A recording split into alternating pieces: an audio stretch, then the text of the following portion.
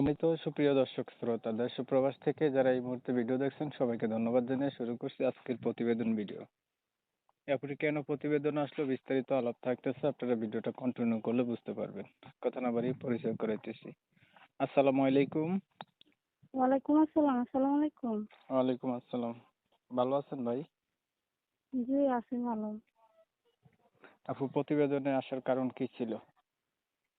আইসি ভাইয়া যদি একজন মানুষ পাশে দাঁড়িয়ে দায়িত্ব নিতে পারে, ভালো একজন মানুষ পায়, এর কারণে আসছে আর কি। ভালো একটা মানুষ যদি পাশে দাঁড়ায় দায়িত্ব নিতে পারে, এর জন্য প্রতিবেদনে আসছেন। জি। বয়স কত আপনার? বয়স 18। আপনার আগে বিয়ে হয়েছে? জি, না হয় নাই। কি দায়িত্ব নিতে হবে ভাই?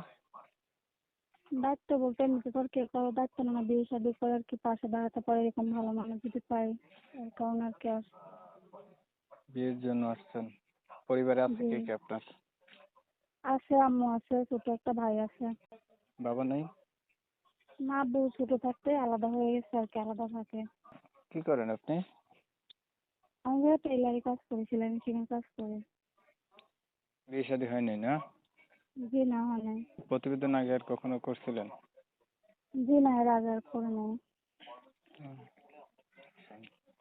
তো ধরেন কোনো একজন মানুষ আপনি পাইলেন, ভালো মানুষ, পাশে দাঁড়াইলো, তার একটু বয়স বেশি হইলো, তখন কি করবেন? সেরকম হলে সমস্যা নেই, যদি সে আমার দায়িত্ব নিয়ে পাশে দাঁড়াতে পারে তাহলে বয়স একটু বেশি হলেও সমস্যা নেই। ঠিক আছে, নাম্বার কোনটা, এটা আমি যেটা কথা বলতেছি? জি, এটা।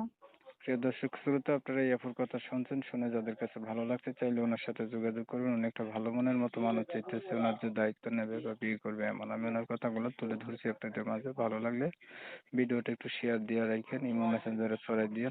অনেক সময় নিয়ে ভিডিও দেখছেন, এর জন্য ধন্যবাদ সবাইকে। সবাই ভালো থাকবেন, সুস্থ থাকবেন। আল্লাহ হাফেজ।